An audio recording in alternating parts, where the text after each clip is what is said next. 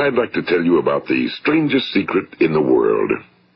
Some years ago, the late Nobel Prize-winning Dr. Albert Schweitzer was being interviewed in London, and a reporter asked him, "Doctor, what's wrong with men today?" And the great doctor was silent a moment, and then he said, "Men simply don't think." It's about this that I want to talk with you. We live today in a golden age. This is an era that man has looked forward to, dreamed of, and worked toward for thousands of years. But since it's here, we pretty well take it for granted. We in America are particularly fortunate to live in the richest land that ever existed on the face of the earth, a land of abundant opportunity for everyone. But do you know what happens? Well, let's take 100 men who start even at the age of 25. Do you have any idea what will happen to those men by the time they're 65?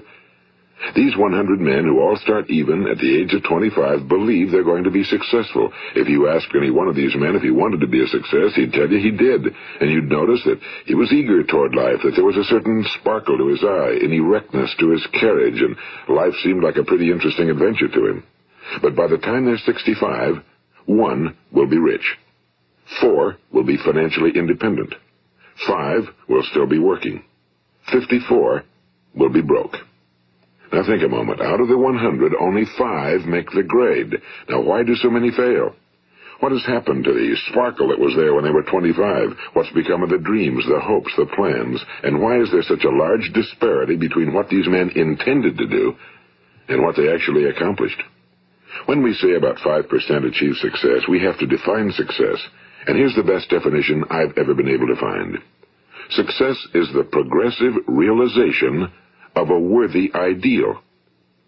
If a man is working toward a predetermined goal and knows where he's going, that man is a success.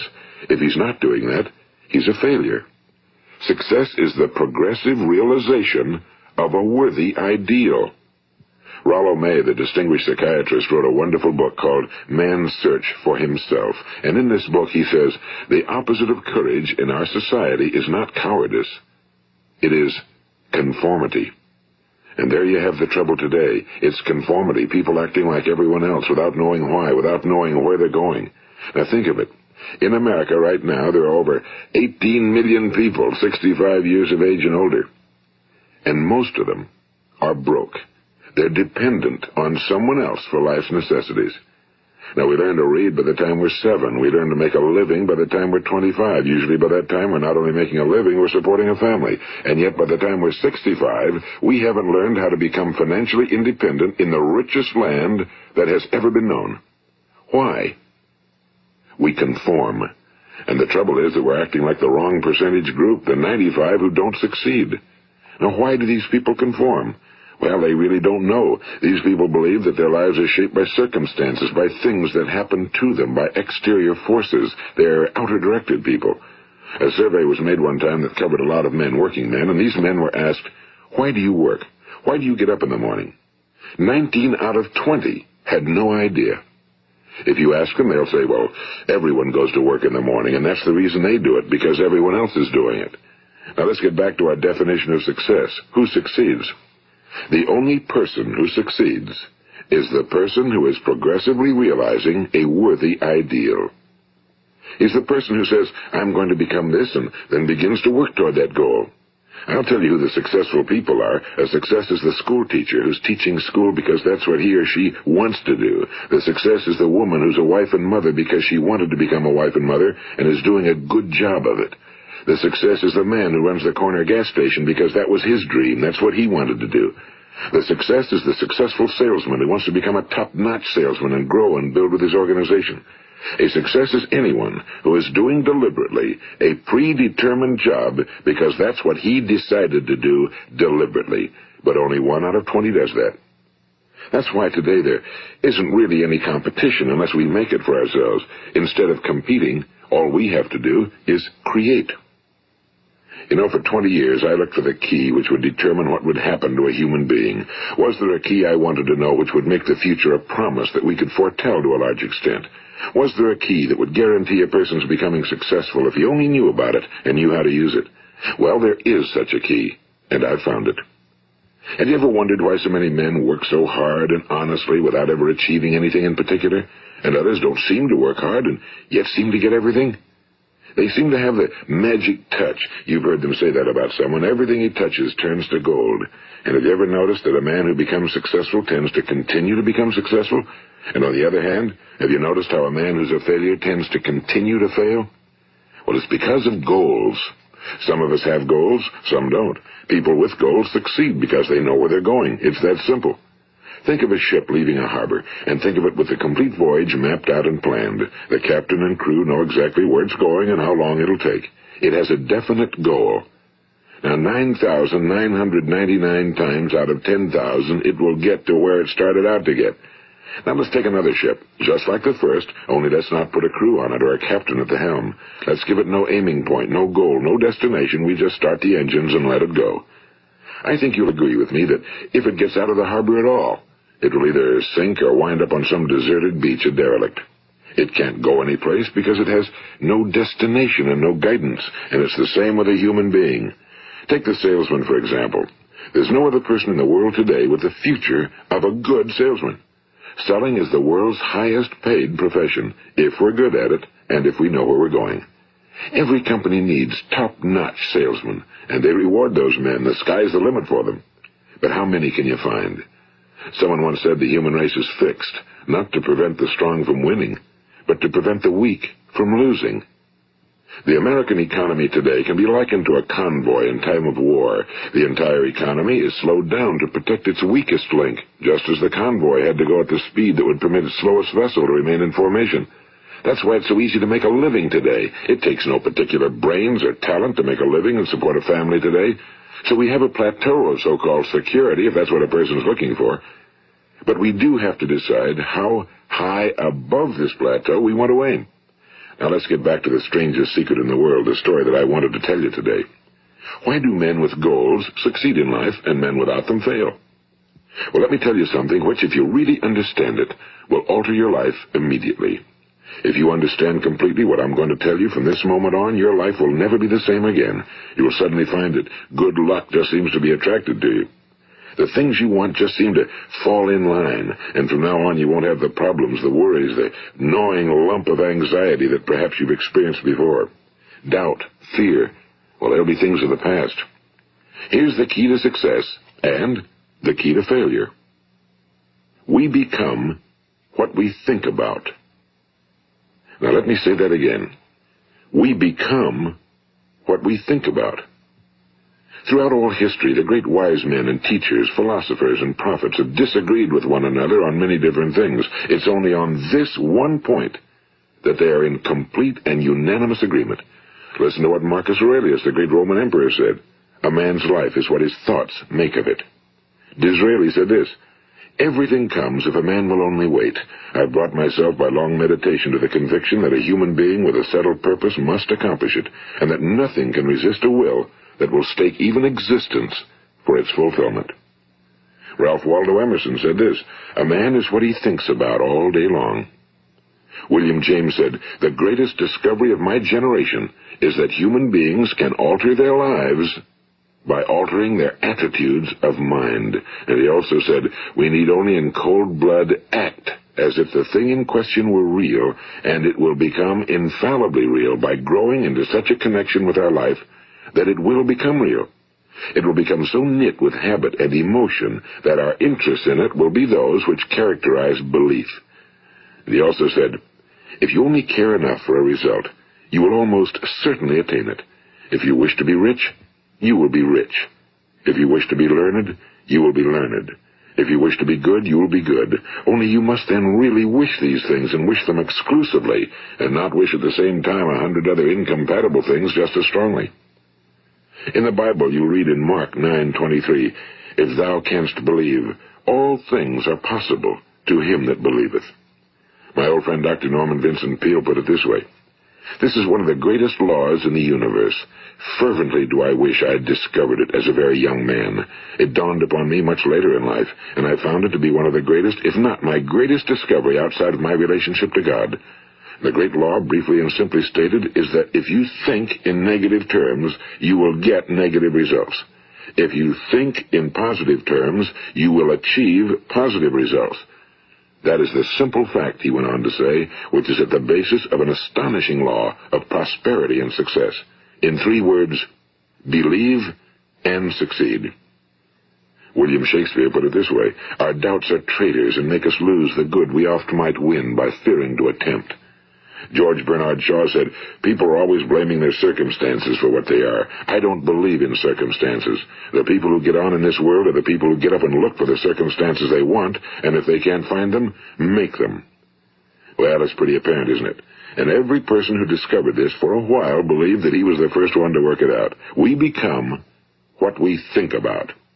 Now, it stands to reason that a person who's thinking about a concrete and worthwhile goal is going to reach it, because that's what he's thinking about, and we become what we think about. Conversely, the man who has no goal, who doesn't know where he's going, and whose thoughts must therefore be thoughts of confusion and anxiety and fear and worry, becomes what he thinks about. His life becomes one of frustration and fear and anxiety and worry. And if he thinks about nothing, he becomes nothing. Now, how does it work? Why do we become what we think about? Well, I'll tell you how it works as far as we know. Now, to do this, I want to tell you about a situation that parallels the human mind. Suppose a farmer has some land, and it's good, fertile land. Now, the land gives the farmer a choice. He may plant in that land whatever he chooses. The land doesn't care. It's up to the farmer to make the decision. Now, remember, we're comparing the human mind with the land because the mind, like the land, doesn't care what you plant in it. It will return what you plant, but it doesn't care what you plant.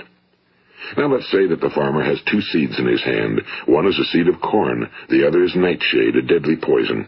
He digs 2 little holes in the earth, and he plants both seeds, one corn, the other nightshade. He covers up the holes, waters, and takes care of the land, and what will happen? Invariably, the land will return what's planted. As it's written in the Bible, as ye sow, so shall ye reap. Now remember, the land doesn't care. It'll return poison in just as wonderful abundance as it will corn. So up come the 2 plants, one corn, one poison. Now, the human mind is far more fertile, far more incredible and mysterious than the land, but it works the same way. It doesn't care what we plant. Success, failure. A concrete, worthwhile goal, or confusion. Misunderstanding, fear, anxiety, and so on. But what we plant, it must return to us. You see, the human mind is the last great unexplored continent on Earth.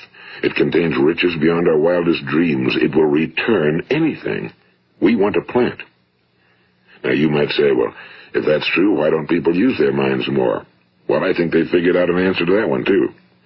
Our mind comes as standard equipment at birth. It's free, and things that are given to us for nothing we place little value on. Things that we pay money for, we value. The paradox is that exactly the reverse is true. Everything that's really worthwhile in life came to us free. Our minds, our souls, our bodies, our hopes, our dreams, our ambitions, our intelligence, our love of family and children and friends and country, all these priceless possessions are free. But the things that cost us money are actually very cheap and can be replaced at any time. A good man can be completely wiped out and make another fortune. He can do that several times. Even if our home burns down, we can rebuild it. But the things we got for nothing, we can never replace. The human mind isn't used because we take it for granted. Familiarity breeds contempt. It can do any kind of job we assign to it, but generally speaking, we use it for little jobs instead of big, important ones. Universities have proved that most of us are operating on about 10% or less of our abilities. So decide now, what is it you want?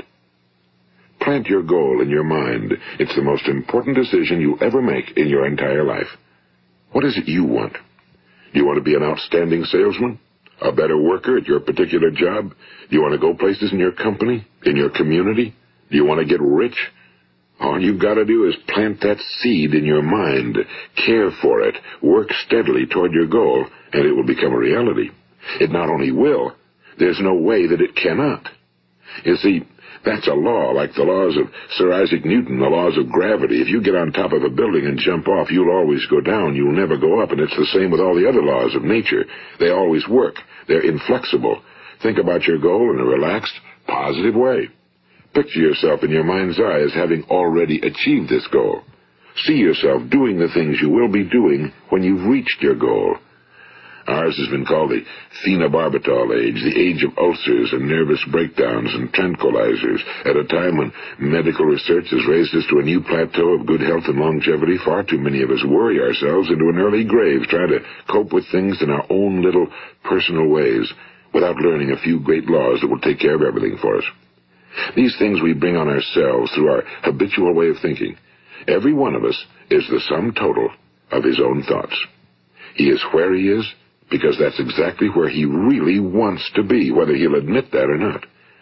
Each of us must live off the fruit of his thoughts in the future, because what you think today and tomorrow, next month and next year, will mold your life and determine your future. You're guided by your mind. I remember one time I was driving through eastern Arizona, and I saw one of those giant earth-moving machines roaring along the road at about 35 miles an hour with what looked like 30 tons of dirt in it. A tremendous, incredible machine, and there was a little man perched way up on top with the wheel in his hands guiding it. And as I drove along, I was struck by the similarity of that machine to the human mind. Just suppose you're sitting at the controls of such a vast source of energy. Are you going to sit back and fold your arms and let it run itself into a ditch? Or are you going to keep both hands firmly on the wheel and control and direct this power to a specific, worthwhile purpose? It's up to you. You're in the driver's seat. You see, the very law that gives us success is a two-edged sword. We must control our thinking. The same rule that can lead a man to a life of success, wealth, happiness, and all the things he ever dreamed of for himself and his family. That very same law can lead him into the gutter. It's all in how he uses it, for good or for bad. This is the strangest secret in the world. Now, why do I say it's strange, and why do I call it a secret? Actually, it isn't a secret at all. It was first promulgated by some of the earliest wise men, and it appears again and again throughout the Bible, but very few people have learned it, understand it. That's why it's strange, and why for some equally strange reason it virtually remains a secret. I believe that you could go out and walk down the main street of your town and ask one man after another what the secret of success is, and you probably wouldn't run into one man in a month who could tell you. Now, this information is enormously valuable to us if we really understand it and apply it. It's valuable to us not only for our own lives, but the lives of those around us, our families, employees, associates, and friends. Life should be an exciting adventure. It should never be a bore. A man should live fully, be alive. He should be glad to get out of bed in the morning. He should be doing a job he likes to do because he does it well. One time I heard Grove Patterson, the great late editor-in-chief of the Toledo Daily Blade, make a speech, and as he concluded his speech, he said something I've never forgotten. He said, "My years in the newspaper business have convinced me of several things. Among them, that people are basically good, and that we came from someplace, and we're going someplace. So we should make our time here an exciting adventure. The architect of the universe didn't build a stairway leading nowhere." And the greatest teacher of all, the carpenter from the plains of Galilee, gave us the secret time and time again. As ye believe, so shall it be done unto you. I've explained the strangest secret in the world and how it works. Now, on this side, I want to explain how you can prove to yourself the enormous returns possible in your own life by putting this secret to a practical test. I want you to make a test that will last 30 days. It isn't going to be easy, but if you'll give it a good try, it will completely change your life for the better. Now, back in the 17th century, Sir Isaac Newton, the English mathematician and natural philosopher, gave us some natural laws of physics which apply as much to human beings as they do to the movement of bodies in the universe. And one of these laws is that for every action, there is an equal and opposite reaction. Simply stated, as it applies to you and me, it means we can achieve nothing without paying the price. The results of your 30-day experiment will be in direct proportion to the effort you put forth. To be a doctor, you must pay the price of long years of difficult study. To be successful in selling, and remember that each of us succeeds to the extent of his ability to sell. Selling our families on our ideas, selling education in schools, selling our children on the advantages of living the good and honest life, selling our associates and employees on the importance of being exceptional people. To, of course, the profession of selling itself. But to be successful in selling our way to the good life, we must be willing to pay the price. Now, what is that price? Well, it's many things. First, it's understanding emotionally, as well as intellectually, that we literally become what we think about, that we must control our thoughts if we're to control our lives. It's understanding fully that as ye sow, so shall ye reap. Second, it's cutting away all fetters from the mind and permitting it to soar as it was divinely designed to do. It's the realization that your limitations are self-imposed and that the opportunities for you today are enormous beyond belief. It's rising above narrow-minded pettiness and prejudice. And third, it's using all your courage to force yourself to think positively on your own problem, to set a definite and clearly defined goal for yourself, to let your marvelous mind think about your goal from all possible angles, to let your imagination speculate freely upon many different possible solutions, to refuse to believe that there are any circumstances sufficiently strong to defeat you in the accomplishment of your purpose, to act promptly and decisively when your course is clear, and to keep constantly aware of the fact that you are, at this moment, standing in the middle of your own acres of diamonds, as Russell Conwell used to point out. And fourth, save at least 10% of every dollar you earn. It's also remembering that no matter what your present job, it has enormous possibilities, if you're willing to pay the price. Now let's just go over the important points in the price each of us must pay to achieve the wonderful life that can be ours. It is, of course, worth any price. 1. You will become what you think about. 2. Remember the word imagination and let your mind begin to soar. 3. Courage. Concentrate on your goal every day. 4. Save 10% of what you earn. And 5. Action. Ideas are worthless unless we act on them. Now, I'll try to outline the 30-day test I want you to make. Keep in mind that you have nothing to lose by making this test and everything you could possibly want to gain. There are 2 things that may be said of everyone. Each of us wants something, and each of us is afraid of something. I want you to write on a card what it is you want more than anything else. It may be more money. Perhaps you'd like to double your income or make a specific amount of money. It may be a beautiful home. It may be success at your job. It may be a particular position in life. It could be a more harmonious family. Each of us wants something. Now write down on your card specifically what it is you want. Make sure it's a single goal and clearly defined. You needn't show it to anyone, but carry it with you so that you can look at it several times a day. Think about it in a cheerful, relaxed, positive way each morning when you get up, and immediately you have something to work for, something to get out of bed for, something to live for. Look at it every chance you get during the day and just before going to bed at night. And as you look at it, remember that you must become what you think about, and since you're thinking about your goal, you realize that soon it will be yours. In fact, it's yours really the moment you write it down and begin to think about it. Look at the abundance all around you as you go about your daily business.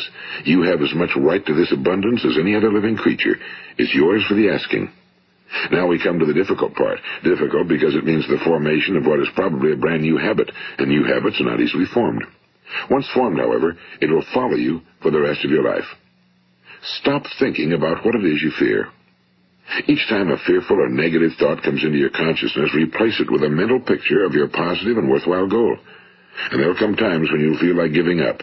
It's easier for a human being to think negatively than positively. That's why only 5% are successful. You must begin now to place yourself in that group.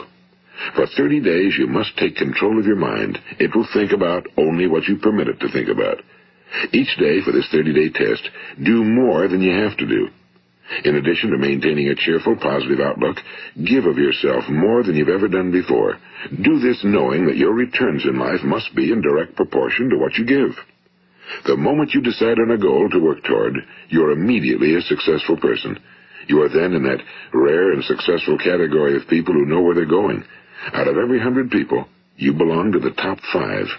Don't concern yourself too much with how you're going to achieve your goal. Leave that completely to a power greater than yourself. All you have to do is know where you're going.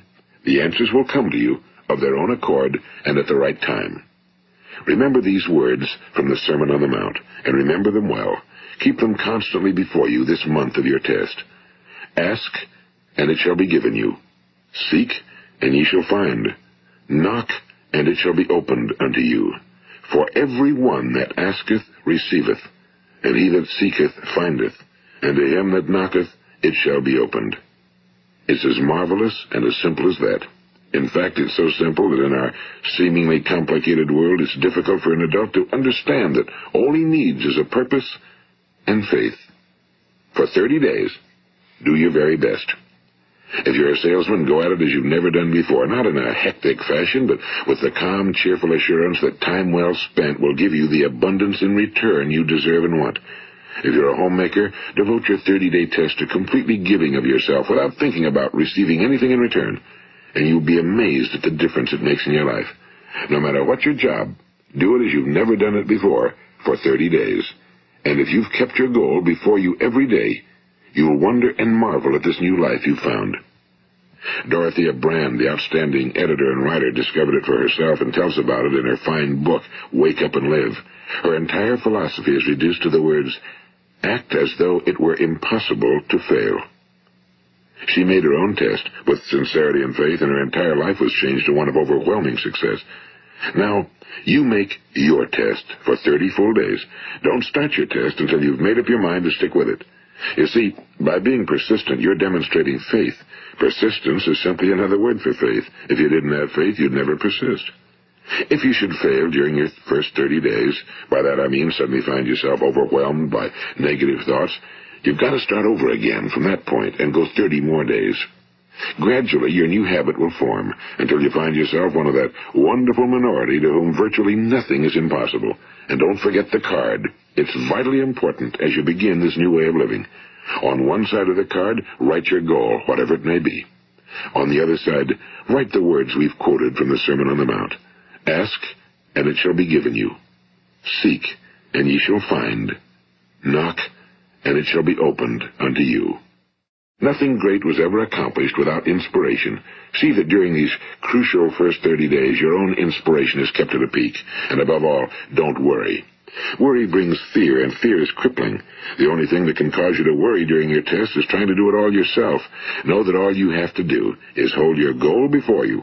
Everything else will take care of itself. Remember also to keep calm and cheerful. Don't let petty things annoy you and get you off course. Now, since making this test is difficult, some will say, why should I bother? Well, look at the alternative. No one wants to be a failure. No one really wants to be a mediocre individual. No one wants a life constantly filled with worry and fear and frustration. Therefore, remember that you must reap that which you sow. If you sow negative thoughts, your life will be filled with negative things. If you sow positive thoughts, your life will be cheerful, successful, and positive. Now, gradually, you will have a tendency to forget what you've heard on this recording. Play it often. Keep reminding yourself of what you must do to form this new habit. Gather your whole family around at regular intervals and listen to what's been said here. You know, most men will tell you that they want to make money without understanding the law. The only people who make money work in a mint. The rest of us must earn money. This is what causes those who keep looking for something for nothing or a free ride to fail in life. The only way to earn money is by providing people with services or products which are needed and useful.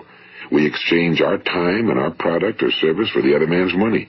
Therefore, the law is that our financial return will be in direct proportion to our service. Now, success is not the result of making money.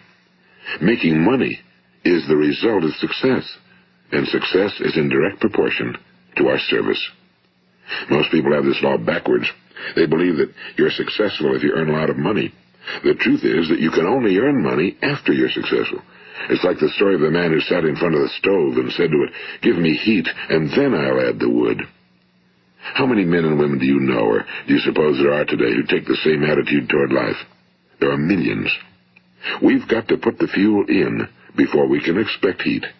Likewise, we've got to be of service first before we can expect money.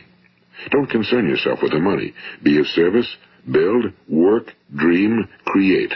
Do this, and you'll find there's no limit to the prosperity and abundance that will come to you. Prosperity, you know, is founded upon a law of mutual exchange. Any person who contributes to prosperity must prosper in turn himself. Sometimes the return will not come from those you serve, but it must come to you from someplace, because that's the law. For every action, there is an equal and opposite reaction. As you go daily through your 30-day test period, remember that your success will always be measured by the quality and quantity of service you render, and money is a yardstick for measuring this service. No man can get rich himself unless he enriches others. Now, there are no exceptions to a law. You can drive down any street in America and from your car estimate the service that's being rendered by the people living on that street. Had you ever thought of this yardstick before? It's interesting. Some, like ministers and priests and other devoted people, measure their returns in the realm of the spiritual, but again, their returns are equal to their service. Once this law is fully understood, any thinking person can tell his own fortune. If he wants more, he must be of more service to those from whom he receives his return. If he wants less, he has only to reduce his service. This is the price you must pay for what you want. If you believe you can enrich yourself by deluding others, you can end only by deluding yourself. It may take some time, but just as surely as you breathe, you'll get back what you put out. Don't ever make the mistake of thinking you can avert this. It's impossible. The prisons and the streets where the lonely walk are filled with people who tried to make new laws just for themselves. We may avoid the laws of man for a while, but there are greater laws that cannot be broken. An outstanding medical doctor recently pointed out 6 steps that will help you realize success. 1. Set yourself a definite goal. 2. Quit running yourself down. 3. Stop thinking of all the reasons why you cannot be successful and instead think of all the reasons why you can. 4. Trace your attitudes back through your childhood and try to discover where you first got the idea you couldn't be successful, if that's the way you've been thinking. 5. Change the image you have of yourself by writing out a description of the person you would like to be. And 6. Act the part of the successful person you have decided to become. The doctor who wrote those words is a noted West Coast psychiatrist, Dr. David Harold Fink. Do what the experts since the dawn of recorded history have told you you must do. Pay the price by becoming the person you want to become. It's not nearly as difficult as living unsuccessfully. Make your 30-day test, then repeat it again, and each time it will become more a part of you until you'll wonder how you could ever have lived any other way. Live this new way, and the floodgates of abundance will open and pour over you more riches than you may have dreamed existed. Money? Yes, lots of it. But what's more important, you'll have peace. You'll be in that wonderful minority who lead calm, cheerful, successful lives. Start today. You have nothing to lose, but you have a whole life to win. This is Earl Nightingale, and thank you.